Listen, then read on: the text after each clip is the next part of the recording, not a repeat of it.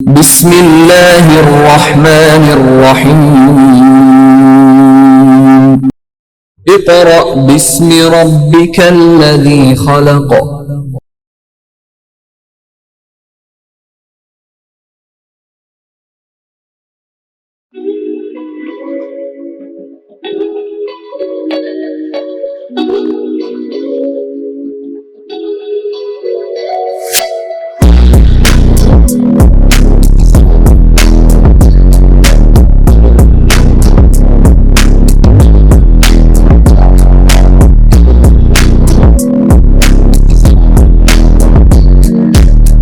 Bismillahirrahmanirrahim. Respected parents and dear students, अस्सलाम वालेकुम। जी student, last lecture में हमने अपनी एक्सरसाइज 2.4 और उससे कुछ रिलेटेड क्वेश्चन रिव्यू एक्सरसाइज 2 में हमने उनको देखा, उनको सॉल्व किया। अब स्टूडेंट, आज हम सॉल्व करेंगे exercise 2.5 work for day 8 unit number 2 real and complex number. उम्मीद है कि स्टूडेंट आपने अपने प्रीवियस लेक्चर्स की प्रैक्टिस की होगी, इसको अंडरस्टैंड किया होगा, कॉन्सेप्ट्स आपके काफी हद तक क्लियर हुए होंगे। आज का जो टॉपिक है, ये जो टॉपिक है आपके लिए फर्स्ट टाइम इंट्रोड्यूस हो रहा है। इसकी इंट्रोडक्शन आज आपका फर्स्ट टाइम है। इससे पहले आपने इसके बारे में डिस्कशन नहीं की होगी in previous classes, even 8th class तक। मे भी कुछ स्टूडेंट्स को इसके बारे में हो नो हो, लेकिन मोस्टली स्टूडेंट इसके बारे में फर्स्ट टाइम आप जानेंगे। इसके बारे में स्टूडेंट वेरी इजी टॉपिक, बहुत इजी एक्सरसाइज, बहुत इजी टॉपिक, लेकिन बेसिकली ये टॉपिक कॉम्प्लेक्स नंबर का है। ये कॉम्प्लेक्स नंबर होते क्या है स्टूडेंट, इसके लिए थोड़ा सा आपको सारा अपना माइंड को ओपन करके कॉम्प्लेक्स नंबर, कॉम्प्लेक्स नंबर्स, ये मैं नंबर्स को शॉर्ट फॉर्म में लिख रहा हूं, NUMBERS नंबर्स को शॉर्ट फॉर्म में कॉम्प्लेक्स नंबर। स्टूडेंट, अगर इसको मैं सिंपल से एक्सप्लेन करूं, आपकी बुक में से पहले बहुत बड़ा एक पैराग्राफ लिखा हुआ है बहुत, लेकिन अगर उसको समराइज किया जाए तो उसकी बातें 4 से 5 पॉइंट है जो आपने अंडरस्टैंड करने, और इसके बारे में आपको कॉम्प्लेक्स नंबर क्यों बनाने पड़े, किस तरह बने और किस वजह से बने, किन नंबर्स के लिए बने, ये सारा कॉन्सेप्ट क्लियर हो जाएगा। अब देखिए स्टूडेंट, अगर मैं आपसे कहूं स्क्वायर रूट 25 की वैल्यू फाइंड करें तो आप कहेंगे 5। इसी अगर मैं कहूं 36 का स्क्वायर रूट, आप कहेंगे सर 6। मैं कहता हूं स्क्वायर रूट 49 का स्क्वायर रूट, आप कहेंगे सर 7। इसका मतलब यह हो गया कि अगर आपके पास पॉजिटिव रियल नंबर्स हो, स्क्वायर रूट के अंदर पॉजिटिव वैल्यू हो, तो आप उसका इजीली स्क्वायर रूट फाइंड कर सकते हैं। लेकिन अगर आपके पास स्क्वायर रूट के अंदर नेगेटिव वैल्यूज आ जाए, फ्रेंड आप कैलकुलेटर अपना ओपन कर लें, अगर स्क्वायर रूट के अंदर नेगेटिव वैल्यू आ जाए तो आपके पास आ जाएगा मैथ एरर। कैलकुलेटर आपको गिवन कर देगा कि मैथ एरर के स्क्वायर रूट के अंदर नेगेटिव वैल्यू को सॉल्व नहीं किया जा सकता। Is it clear? जबकि पॉजिटिव वैल्यू को हम सॉल्व कर सकते हैं, उसके नेगेटिव वैल्यू को सॉल्व नहीं कर सकते। ऐसी सिचुएशन में स्टूडेंट फिर क्या, इसको सॉल्व करने के लिए मैथमेटिशियन है। फर्स्ट टाइम 1707 से 1783 के दरमियान ये उन्होंने मार्जिन दिया हुआ है, 1707, यानी कि इसके दरमियान में एक स्विस मैथमेटिशियन था जिसका नाम था लेनर्ड यूलर। उसने ये फर्स्ट टाइम एक टेक्निक फाइंड आउट की थी, एक उसने रिप्रेजेंटेशन फाइंड आउट की कि जिसकी मदद से हम नेगेटिव वैल्यू का भी स्क्वायर रूट फाइंड कर सकते थे। उसने क्या किया, उसने कहा ठीक है आप इसको इसी तरह रहने दो 25 को। उसने कहा हम इसको ऐसे तो लिख सकते हैं ना 25 को, ये देखें स्टूडेंट, हम 25 को ऐसे तो लिख सकते हैं ना, -1 मल्टीप्लाई बाय 25। हाँ जी, उसने ये कहा, उसने कहा देखिए -25 का तो स्क्वायर रूट अब फाइंड करने का क्या मेथड है। उसने कहा हम इसको इस तरह मेथड लिख सकते हैं। बिल्कुल ठीक है, मैथमेटिक्स के रूल्स के मुताबिक आप बिल्कुल इसको ऐसे कर सकते हो कि आप 25 को -1 से मल्टीप्लाई कर ले। उसने कहा ठीक है। उसके बाद उसने कहा रेडिकल की प्रॉपर्टी यहां पे अप्लाई करें, क्या दोनों दो वैल्यूज मल्टीप्लाई हो रही है, अब दोनों के ऊपर रेडिकल का साइन अलग-अलग कर दे, 25 के ऊपर अलग और स्क्वायर रूट -1 के ऊपर अलग। ये उसने क्या किया, दोनों के ऊपर स्क्वायर रूट को उसने सेपरेट कर दिया। अच्छा, उसके बाद यहां पे हमें कॉमन सेंस समझ आ रही है कि 25 का स्क्वायर रूट 5, उसने अंडर रूट -1 को करार दे दिया एओटा। उसने यहां पे ये बात बता दी कि जो अंडर रूट -1 होगा, स्क्वायर रूट -1 होगा, हम उसको किससे रिप्रेजेंट करेंगे? 5 एओटा से। अब इसके अगर हम इसको शॉर्ट फॉर्म में देखें तो क्या बात निकली? उसने कहा कि जब भी आपने नेगेटिव वैल्यू का स्क्वायर रूट लेना है तो आपने देखना है सर 25 किसका स्क्वायर रूट है? आप कहेंगे सर 5 का। अगर ये नेगेटिव 25 है तो साथ आप एओटा लगा दे। उसने क्या किया कि अंडर रूट -25 का वैल्यू क्या फाइंड कर ली? 5 एओटा। अब जितने भी एओटा वाले नंबर्स हैं उसने इसको नाम दे दिया कॉम्प्लेक्स नंबर्स। उसे कह दिए कॉम्प्लेक्स नंबर्स हैं, जिसके साथ भी एओटा आ जाए स्टूडेंट वो कॉम्प्लेक्स नंबर बन जाता है। सिमिलरली अगर इस तरह लिखा जाता, ये देखिए स्क्वायर रूट -36, तो 36 इसका स्क्वायर रूट है 6 का, ठीक है। 36 का स्क्वायर रूट क्या है? 6, तो माइनस है, साथ क्या आ जाएगा? एओटा। सिमिलरली -49, तो क्या आ जाएगा? 7 एओटा। क्या मतलब कि आपको स्क्वायर रूट पता होना चाहिए, अगर नेगेटिव वैल्यू साथ आप क्या लगा दे? एओटा। जी स्टूडेंट, अब यहां पर एक बात ध्यान में रखिए, अब उसने कॉम्प्लेक्स नंबर की क्या डेफिनेशन की? अब यहां पे उसने कॉम्प्लेक्स नंबर की डेफिनेशन क्या की? कॉम्प्लेक्स नंबर की डेफिनेशन, हाँ जी स्टूडेंट, अपनी पेज आपकी book according to PTB Punjab text book board जो कि हम फॉलो कर रहे हैं, उसका पेज नंबर 47, उसके नीचे लिखी हुई है definition of a complex number. Open your books, page number 47 according to AL, according to PTB. A number of the form z is equal to a plus b aorta, यानी कि अगर एक number है और आप उसको लिखते हो z एक नंबर है a plus b aorta. a क्या है यहां पे? रियल नंबर, और b क्या है यहां पे? इमेजिनरी। a और b आपके पास रियल नंबर है, एओटा क्या आपके पास? इमेजिनरी।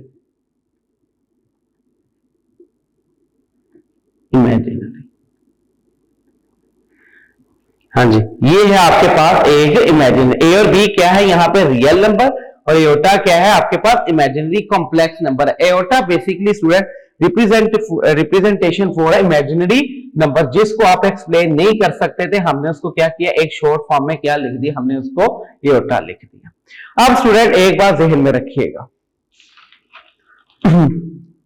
यहां पर उसने आगे अगर आप देखें पेज नंबर 48 के ऊपर, पेज नंबर 48 के ऊपर स्टूडेंट यहां पे मुझे एक ब्लॉक को डिस्कस करना है आपके साथ बहुत थोरली। पेज नंबर 48 ऊपर लिखा हुआ स्टूडेंट, उसने ऑब्जर्व दैट, और उसके नीचे एक ब्लॉक बना हुआ है। आप मैं इस ब्लॉक के पॉइंट्स को रीड करता हूं और उनको आपको समझाने की कोशिश करता हूं। फर्स्ट पॉइंट, एवरी ए क्या है आपके पास? रियल नंबर, तो वो क्या लिखता है? Every a belongs to a real number. ठीक है जी, every a belongs to a real number may be identified with the complex number of the form 0 plus a plus 0 iota. कहता है कि अगर एक नंबर हो आपके पास, कोई भी, जैसे 5 है, कोई भी नंबर आपके पास 5 है, 5 क्या है? Real number. कहते हैं आप रियल नंबर को कैसे लिख सकते हो? आप रियल नंबर को ऐसे भी लिख सकते हो, 5 प्लस 0 एओटा। यानी कि अगर आप देखो है तो ये रियल नंबर, लेकिन आप इसको लिख किस फॉर्म में रहे हो? कॉम्प्लेक्स नंबर की फॉर्म में लिख सकते हो, लेकिन ये 0 एओटा की वजह से सारी वैल्यू 0 हो जाएगी, तो वो रह क्या जाएगा? Real number. यहां पे वो ये बात बताना चाह रहा है कि जो every real number is a complex number, कि जो भी रियल नंबर है वो क्या है? आपका कॉम्प्लेक्स नंबर है। हाँ जी, and b is equal to 0, therefore every real number is also a complex number। ये बहुत इंपॉर्टेंट एमसीक्यू, बहुत इंपॉर्टेंट, या अंडरलाइन कर ले। Every real number is also a complex number, और कॉम्प्लेक्स नंबर को रिप्रेजेंट किया जाता है हमेशा c से। C for complex number. इसका अगर आपको याद हो, अगर आपको थोड़ा सा याद हो, मैंने आपको एक ना सीक्वेंस लिखवाया था, ये देखिए मैंने आपको एक सीक्वेंस लिखवाया था, क्या n is a subset of whole number is a subset of integer is a subset of rational number is a subset of real number, और आज मैं बता रहा हूं क्या कि every real number is a complex number, तो इसका मतलब real number is a subset of complex number. ये एक कंप्लीट सीक्वेंस आज एक बन गया, ये बात ज़हन में रखिए। इसका मतलब है जो कोई मर्जी नंबर है वो क्या है, कॉम्प्लेक्स नंबर ही है आपका। अब यहां पे दो बातें ज़हन में रखिए, दोनों बातें बिल्कुल ठीक है। अब आप कहेंगे सर आपने प्रीवियस लेक्चर्स में एक बात कही थी कि every number is a real number, बिल्कुल ठीक बात है। एमसीक्यूज के पॉइंट ऑफ व्यू से यू आर राइट, 100% राइट कि every number is a real number. लेकिन जब ये बात कह दी जाएगी every number is a complex number, तो फिर रियल नंबर वाली ऑप्शन खत्म हो जाएगी। तब कौन सी ऑप्शन को हम प्रेफर करेंगे, then I will prefer the every number is a complex number, every real number is a complex number. ये बात ध्यान में रखिएगा। हाँ जी student, now again come to the point, second point, if a is equal to 0, अगर हम a को 0 करते, देखें यहां पे था a इज इक्वल टू 0, अगर आप a कर देते हैं 0 के बराबर, और आपके पास जनरल जो z है कॉम्प्लेक्स नंबर की जो रिप्रेजेंटेशन है वो होती है student a plus b iota. ये देखिए c is equal to 0 plus b iota, तो c की वैल्यू क्या आ गई, b iota. This is a pure complex number. हाँ जी, मैं इसको रीड करता हूं, देखिएगा, if a is equal to 0 then a plus b iota reduce to purely imaginary number b iota. तो फिर ये c किसमें आ जाएगा, प्योर इमेजिनरी नंबर में। किसमें से रियल पार्ट निकल गया, जब रियल पार्ट निकल जाए तो बाकी जो नंबर बचता है प्योर इमेजिनरी नंबर बचता है। The set of purely imaginary number is also contain in complex. हाँ जी, उसके बाद जाहिर बात है ये कॉम्प्लेक्स नंबर, ये तो कॉमन सेंस है, ये तो होगा ही सिर्फ कॉम्प्लेक्स नंबर के अंदर। अगर रियल पार्ट होता तो वो रियल के अंदर होता, ये तो है ही सिर्फ इमेजिनरी नंबर। इमेजिनरी नंबर हमेशा किस सेट में एग्जिस्ट करते हैं, कॉम्प्लेक्स नंबर के अंदर एग्जिस्ट करते हैं। If a is equal to b, a और b दोनों 0 हो जाए, ये देखिएगा अब वो कह रहा है कि a भी 0 हो गया आपके पास और b भी 0 हो गया, और कॉम्प्लेक्स नंबर की उसने पहचान बताई हुई a प्लस बी एओटा, तो c is equal to 0 plus 0 iota, तो c की वैल्यू 0 ही आई ना, कॉम्प्लेक्स नंबर 0। वो कहते हैं 0 is also a complex number, 0 is called the complex number 0। ये क्या होगा, ये भी 0 क्या कहलाएगा, कॉम्प्लेक्स नंबर, ये भी ध्यान में रख लीजिएगा। हाँ जी स्टूडेंट, ये थी इसके बारे में थोड़ी सी एक इंफॉर्मेशन। अब इसको असल में ये क्वेश्चंस क्या है और इनको how to solve the question, अब ये मैं आपको बात बताता हूं। ये वेरी यहां तो इसकी इंफॉर्मेशन थी कि कॉम्प्लेक्स नंबर बने क्योंकि हमें नेगेटिव रियल नंबर का, अगर नेगेटिव रियल नंबर हो जाए हमें उनका स्क्वायर रूट चाहिए। किससे रिप्रेजेंटेशन की कि हमने स्क्वायर रूट -1 को हमने क्या नाम दे दिया, एओटा के बराबर। उसके बाद कॉम्प्लेक्स नंबर की मैंने आपको थोड़ी बहुत बता दी कि कंप्लीट कॉम्प्लेक्स नंबर क्या होते हैं, उसके बारे में साइड डिस्कशन बता दी। और जिसके अंदर दो बातें जो याद करने वाली वो ये कि every real number is a complex number, number एक ये। नंबर 2 ये बात मेरे याद रखने के, अगर a इज इक्वल टू 0 हो जाए तो जो वैल्यू बचेगी वो प्योर इमेजिनरी नंबर होगी। ये प्योर इमेजिनरी नंबर किसमें एग्जिस्ट करेगी, कॉम्प्लेक्स नंबर में। तीसरी वैल्यू, तीसरी बात जो आपने पॉइंट ऑफ व्यू, जो तीसरा एमसीक्यू है वो अपने ज़हन में रखना है, वो ये है कि अगर a भी 0 हो जाए, b भी 0 हो जाए, तो फिर आंसर क्या आएगा, 0। 0 is also called a complex number. ये तीन बातें जो आपने अपने ज़हन में रखनी है। अब student, how to solve exercise 2.5, उसके लिए सिर्फ और सिर्फ आपको दो वैल्यूज का कंफर्म होना जरूरी है, उसके बाद ये एक्सरसाइज बहुत इजी हो जाएगी आपके लिए। ठीक है, बेसिक एक्सरसाइज 2.5 रियल नंबर की। उसके बाद जहां पे भी आप रियल नंबर सॉल्व करेंगे, इवन जब आप अपने फर्स्ट ईयर में अपना मैथमेटिक्स चैप्टर नंबर 1 वहां पे देखेंगे, तो वहां पर भी जब आप सोल्व करेंगे तो स्टार्ट यहां से ही होगा उस चैप्टर का कि जो रियल कॉम्प्लेक्स नंबर है एओर्टा उसकी वैल्यू क्या होती है, वो यहां से ही स्टार्ट होगी। कॉन्सेप्ट बेसिकली उनका यही है। हाँ जी स्टूडेंट, अब ये देखिएगा यहां पे iota square is equal to -1। एक बात यह ध्यान में रखिएगा, एओर्टा स्क्वायर किसके बराबर होता है स्टूडेंट? -1। ये देखिए, तो खाली एओर्टा किसके, ये देखिए ये स्क्वायर और इधर भी माइनस, दोनों तरफ स्क्वायर रूट ले ले, कैंसर, तो स्क्वायर रूट -1 किसके बराबर आ जाएगा? एओर्टा। तो ये दो बातें याद रखनी, एक ये और एक ये, ठीक है, ये दो बातें ध्यान में रखनी है। एक ये वाली कि एओर्टा स्क्वायर किसके बराबर है? -1, और सिर्फ एओर्टा किसके बराबर है? स्क्वायर रूट -1 के बराबर है।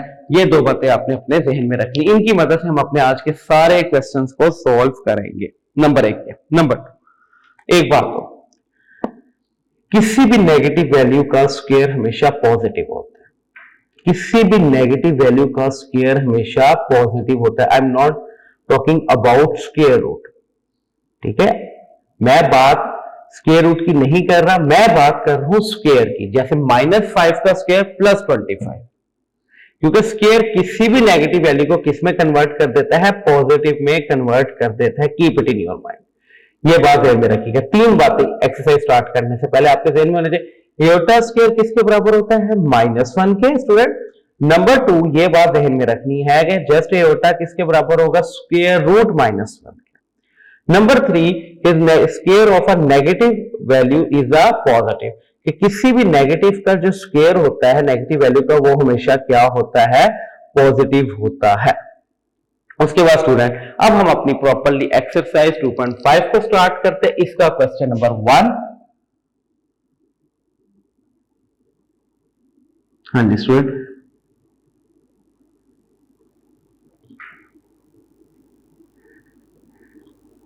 इसका क्वेश्चन नंबर 1 का first part, solution,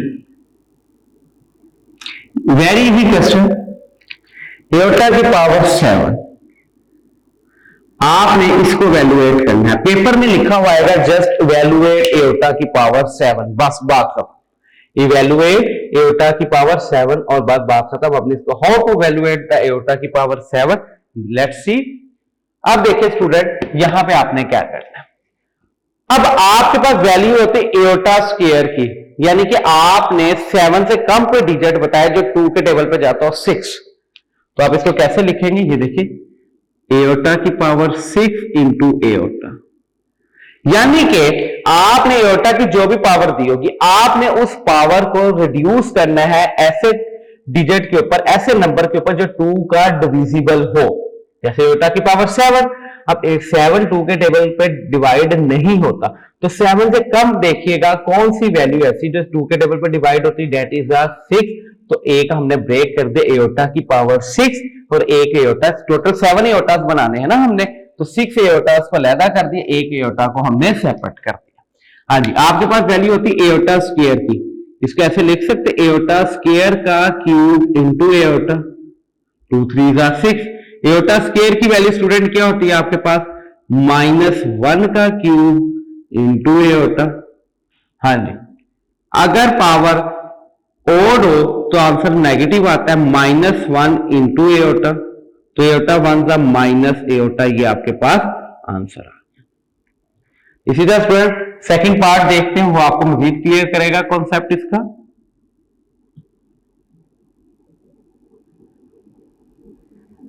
solution, aorta की पावर 50, हाँ जी, आपने इसको वैल्यूएट करना है। सबसे पहले आपने ये देखना है क्या पावर 2 के टेबल पर डिवाइड होती है कि नहीं होती है। 50 तो 2 के टेबल पर डिवाइड होती है, लिहाजा हमें इसको ब्रेक करने की जरूरत नहीं। हमने ब्रेक किसको करना है? जो पावर 2 के टेबल पर डिवाइड नहीं होती। अब ये देखिएगा, इसको हम ऐसे कर सकते हैं, एओर्टा स्क्वायर और 25, 2 के टेबल पे डिवाइड किया, 2 25 का 50 हो गया। एओर्टा स्क्वायर की वैल्यू -1 की पावर 25, तो आंसर आपके पास क्या आएगा? -1। हाँ जी, नेक्स्ट देखते हैं स्टूडेंट पार्ट, एओर्टा की power 12, third part, solution aorta की पावर 12।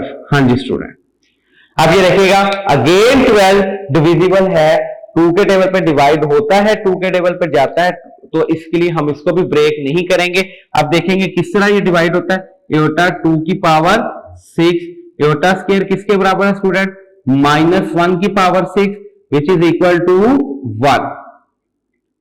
क्यों? अभी मैंने आपको बताया कि जब भी पावर इवन हो जाए, जब भी पावर इवन हो जाए तो आंसर हमेशा क्या आता है, पॉजिटिव आता है। नेक्स्ट देखिएगा स्टूडेंट, पार्ट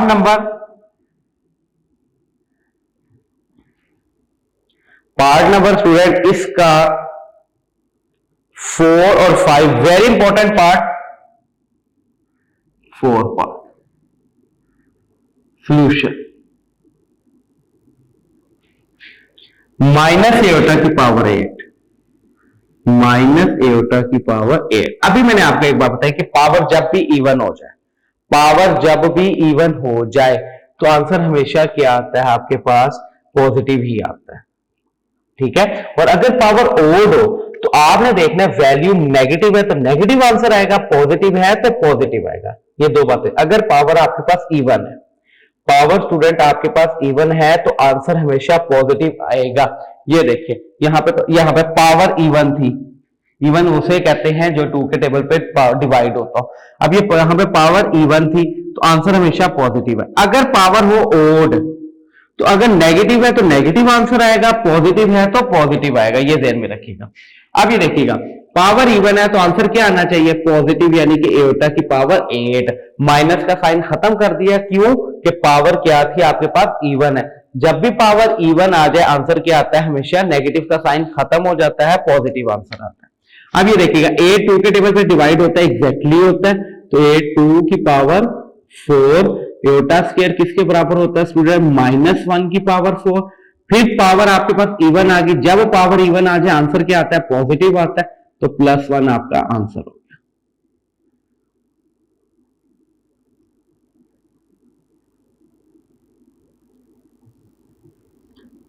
उसके बाद 5th पार्ट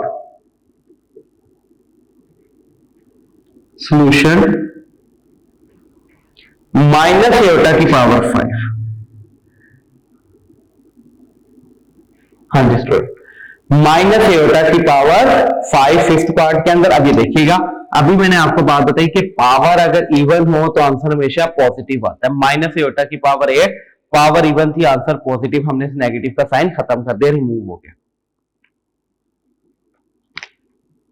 अगर पावर ओड हो जाए तो नेगेटिव ही आता है, माइनस एओटा की पावर 5। अब ये देखिएगा माइनस का sign as it is, iota की पावर 5 को आप ब्रेक कर सकते हो, एओटा की पावर 4 इंटू एओटा। क्यों?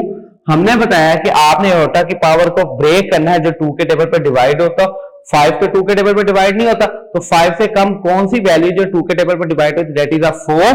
तो 4 इंटू एओटा, 4 एओटा ये हो गया और 1 एओटा ये, तो टोटल 5 एओटा। अब ये देखिएगा minus as it is, iota की पावर 4 को हम लिख सकते एओटा स्क्वायर का स्क्वायर इंटू एओटा। हाँ जी, अब स्टूडेंट नेक्स्ट एओटा स्क्वायर की वैल्यू आपके पास क्या होती है, एओटा स्क्वायर की वैल्यू स्टूडेंट आपके पास ये देखिए, माइनस का साइन एज इट इज, ये माइनस का sign as it is, iota square की वैल्यू -1 का square into aorta.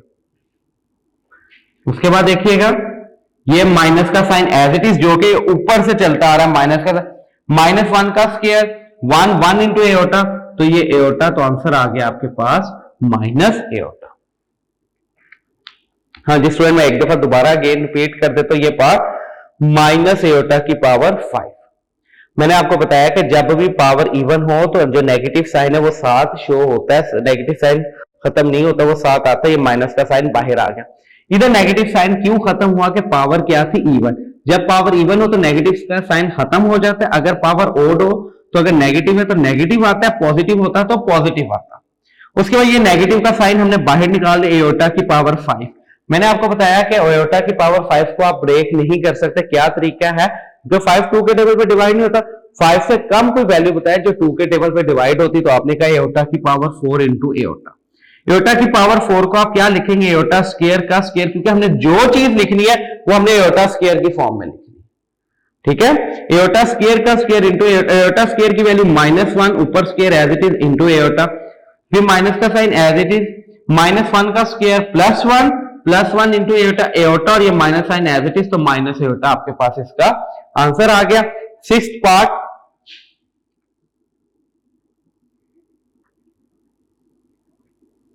Solution iota की पावर 27। हाँ जी स्टूडेंट, अगेन वही बात, क्या पावर के आगे ओड तो 2 के टेबल पर जाता है, ये 227 जो पावर है वो 2 के टेबल पर डिवाइड नहीं होती, 27 2 के टेबल पर डिवाइड नहीं होता, जब नहीं होता तो 27 से कम वैल्यू बताए जो 2 के टेबल पर डिवाइड होती, आप कहेंगे सर एयोटा की पावर 26 इंटू एयोटा, एयोटा की पावर 26 को कैसे लिखेंगे, एयोटा स्क्वायर की 30 इंटू एयोटा, एयोटा स्क्वायर की वैल्यू -1 की पावर 13 इंटू एयोटा, पावर फिर ओड आ गई तो किसके बराबर हो गया, -1 इंटू एयोटा, तो आंसर आ गया आपके पास माइनस एयोटा।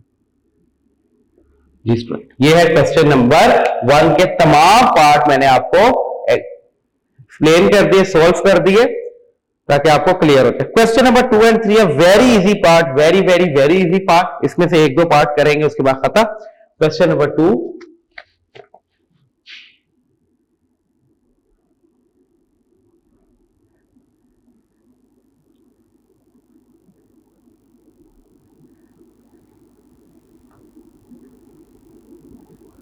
क्वेश्चन नंबर 2, यहां पे आपने फाइंड करना है कॉन्जुगेट ऑफ द नंबर। एक नंबर दिया हुआ, आपने उसका कॉन्जुगेट किसे कहते हैं स्टूडेंट, कि जो इमेजिनरी पार्ट है। आपको पता है जब भी कॉम्प्लेक्स नंबर लिखा जाता है, यहां पे मैं साइड पे रफ वर्क में लिख देता हूं ताकि आपको क्लियर हो।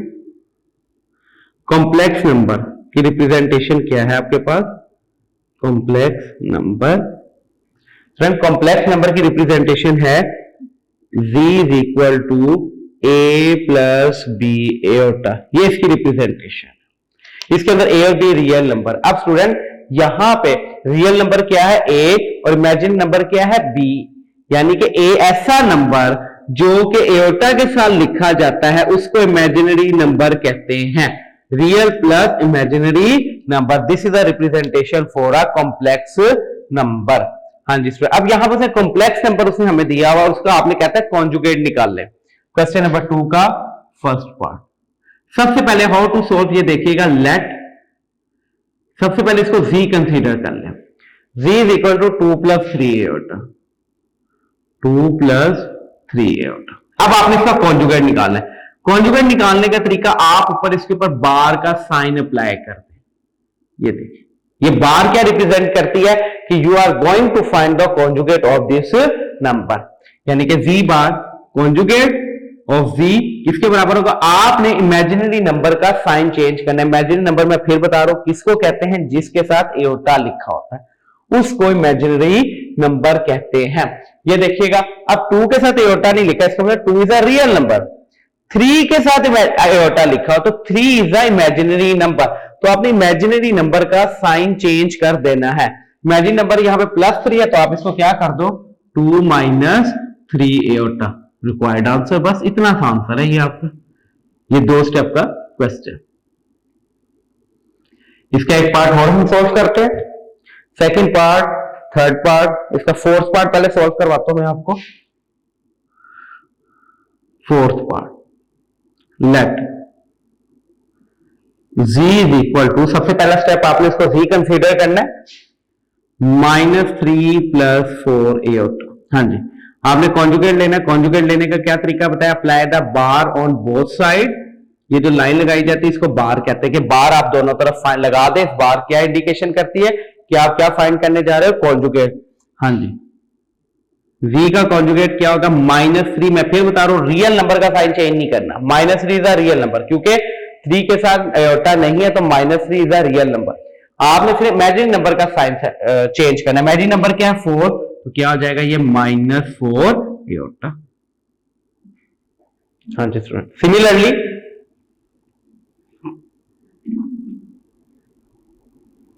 इसका एक पार्ट मैं और सॉल्व कर देता हूं।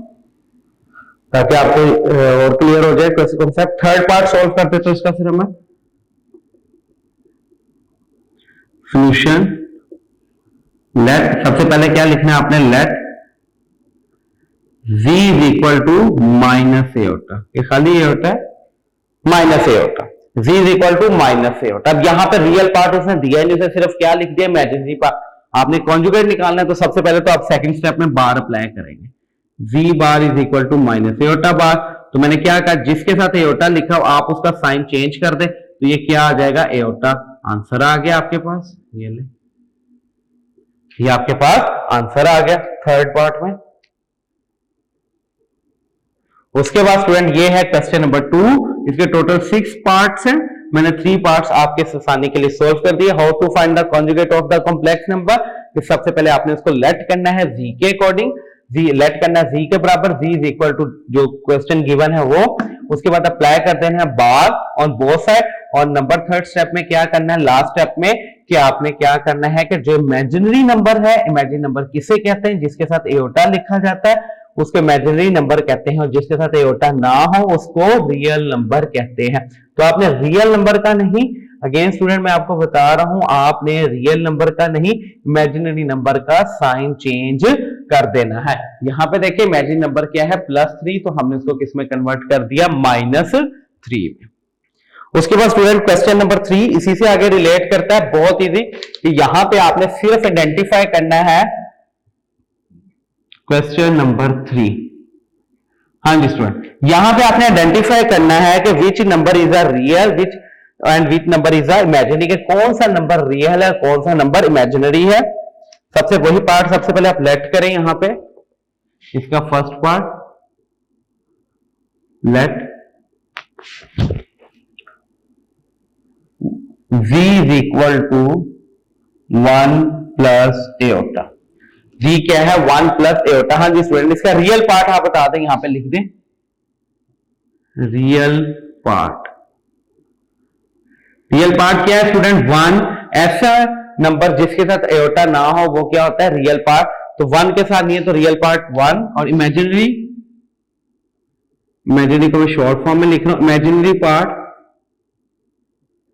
+1, that is our required answer. बस बात खत्म। सेकंड पार्ट देखिएगा, इसका थर्ड पार्ट चले सॉल्व करते हैं।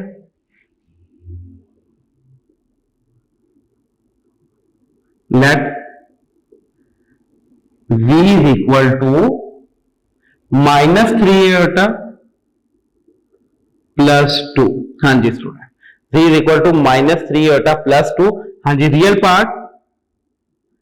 अब यहां पे बच्चे एक ही गलती करेंगे, स्टूडेंट कहेंगे कि जो फर्स्ट वैल्यू होती है वो रियल होती है। नहीं भाई, नहीं भाई, क्या ऐसी वैल्यू जिसके साथ एओटा ना लिखा वो रियल नंबर है। ये देखिए -3 रियल नहीं कह सकते, क्यों, इसके साथ तो एओटा लिखा हुआ है। तो 2 क्या है, रियल पार्ट, और इमेजिनरी पार्ट, इमेजिनरी पार्ट है आपके पास -3। हाँ जी स्टूडेंट, एक पार्ट और सॉल्व कर देते हैं इसी क्वेश्चन का, जिसमें यहां पे हम सिर्फ क्या कर रहे हैं, क्वेश्चन में आप ये बता रहे हैं कि कौन सा रियल पार्ट है कौन सा इमेजिनरी पार्ट। इंतहा इजी एक्सरसाइज आपके सामने, मोस्टली ये क्वेश्चन आपके सामने आते हैं एज ए एमसीक्यूज, और उस पॉइंट ऑफ व्यू से पूछे जा सकते हैं। हाँ जी, अगर देखा जाए फिफ्थ पार्ट देखता हूं मैं इसका, let v is equal to -3 iota. हाँ जी, रियल पार्ट, रियल पार्ट यहां पे कोई भी नहीं है तो रियल पार्ट 0। रियल पार्ट क्या है, यहां पे 0 है ही नहीं, तो इमेजिनरी पार्ट आपके पास, इमेजिनरी पार्ट है आपके पास -3 स्टूडेंट्स। हाँ जी, ये था स्टूडेंट क्वेश्चन नंबर 3, जिसके अंदर आपने ये डिस्कस किया कि which part is a real and which is imaginary part. अब स्टूडेंट क्वेश्चन नंबर 4, इसी को बेस बना के वहां पे हम आगे सॉल्व करते हैं कि अब आपने फाइंड करना है, find the value of x and y। Question number 4, last question of this exercise.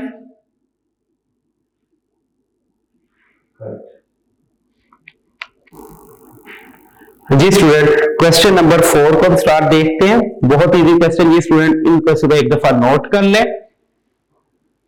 ये है क्वेश्चन एक्सरसाइज 2.5 के क्वेश्चन नंबर 1, 2 एंड 3। अब रह गया स्टूडेंट हमारे पास last question of this exercise, that is a question number 4। Very easy question.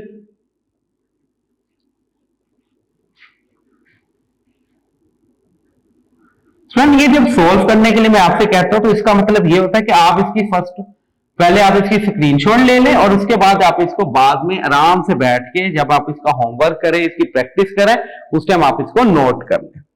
या फिर इसका सबसे बेस्ट वे ये होता है, जाहिर बात है स्टूडेंट, ये थोड़ा सा कोविड की वजह से आपको फैसिलिटेट किया जा रहा है और इसी तरह है अगर आप इसको थोड़े से अटेंटिव होकर लेक्चर्स को सुने तो ये इसी तरह जिस तरह आप क्लासरूम में बैठे।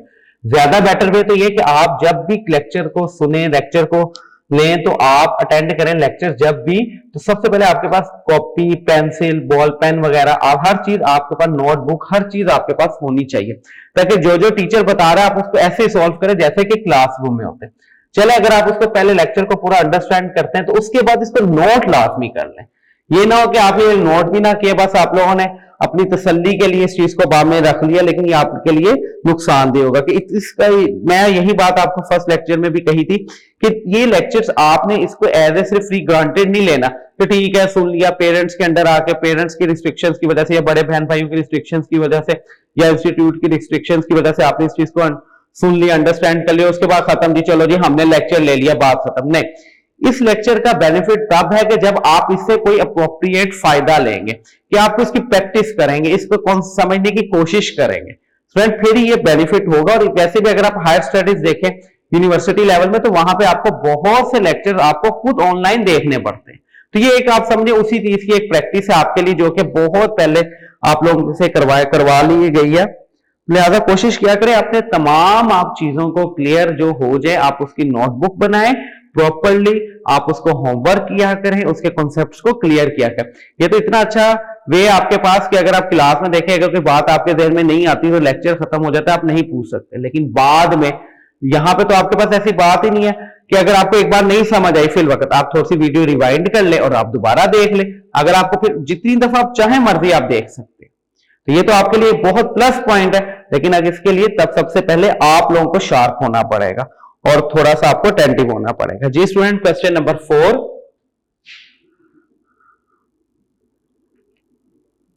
यहां पे आपने फाइंड करना, find the value of x and y. Find x and y. आपने एक्स और वाई के स्टूडेंट वैल्यू को फाइंड करना है। सॉल्यूशन, वैल्यू आपके पास x plus iota y plus 1, x plus iota y plus 1 is equal to 4 minus 3 iota. हाँ जी, आपने फाइंड करना है x और y की वैल्यू को।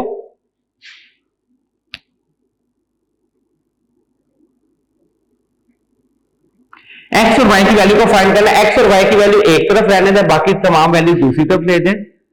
x plus iota y is equal to 4 minus 3 iota minus 1। हाँ जी student, x plus iota y is equal to 4 minus 1, 3 real को रियल में सॉल्व करते, इमेजिनरी को इमेजिनरी में, तो minus 3 iota as it is. देखे 4 और 1 क्या है, रियल है। क्यों रियल है कि दोनों के साथ एओटा का साइन नहीं है, तो 4 minus 1 3 minus 3 iota as it is. Comparing the coefficient of real and imaginary part, लिखे यहां पे कंपेयरिंग,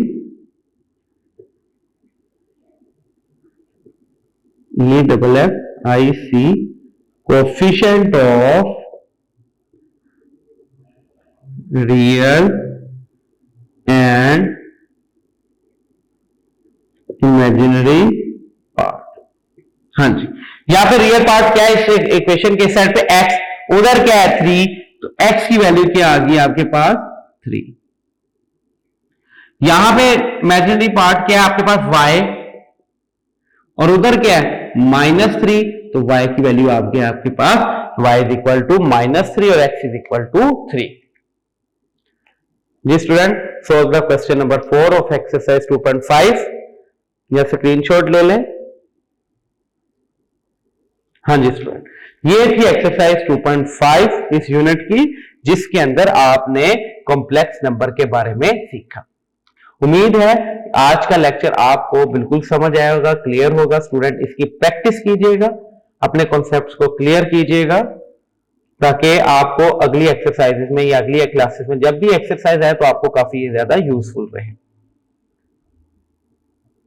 स्टूडेंट अपना ख्याल रखिएगा, हमें दुआ में याद रखिएगा। अल्लाह हाफिज।